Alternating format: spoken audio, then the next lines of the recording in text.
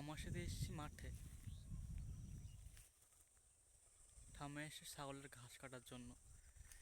আমি ওই দিকটা ওখানটায় বসেছিলাম, আমার ঠাম্মা এখানটায় ঘাস কাটছিল, এইখানটায় এই জমিতে ঘাস ঘাস কাটছিল। একটু বসেছিলাম, আমি ওখানে বসে বসে গান শুনছিলাম। সে সময় একটু উঠলাম, উঠে দেখলাম যে আর দেখা যাচ্ছে না, আমার চোখের নাগালে পাচ্ছি না। যেহেতু ওখান থেকে দেখা যাচ্ছিল, আমি পরে আর দেখতে পাচ্ছিলাম না এবং ডাকাডাকি করলাম সারা সাথে দূর আমার থেকে।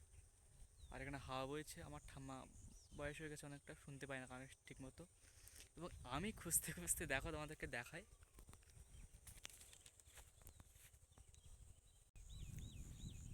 মহিলা ওই যে দেখো ঘাস কাটছে কোথায়, দেখাই তোমাদেরকে, নিয়ে যেতে সাপটা আমার কাছে।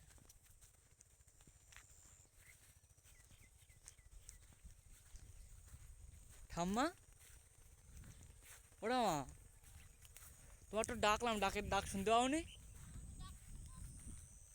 তুমি আমার ডেকেছ কখন? মহিলা এখানে এসে ঘাস কাটছে, আমি মহিলাকে খুঁজে পাচ্ছি না। এখন তোমরাই বিচার করো গাইস যে আমি কি করব, আমি কি করে বিচার, আমি বিচার চাই। এই মহিলা আমাকে না ডেকে না আওয়াজ দিয়ে চলে এসছে এই দিকটা, তাহলে শিয়াল টিয়াল যদি ট্রেন নিয়ে যায় আমি জানতে পারবো গাইস? তোমরাই বিচার করো। কি হবে না? কিসের জন্য পেট ভরবে না? ছেলের কি হবে? দেখো গাইস কি বলছে দেখো। দেখি একটু কিরকম মুখ, চাঁদ বদনি। এই যে গাইস আমি দেখাচ্ছি মুখখানি, আমাদের সুন্দরীর মুখটা দেখা যাচ্ছে না, এই যে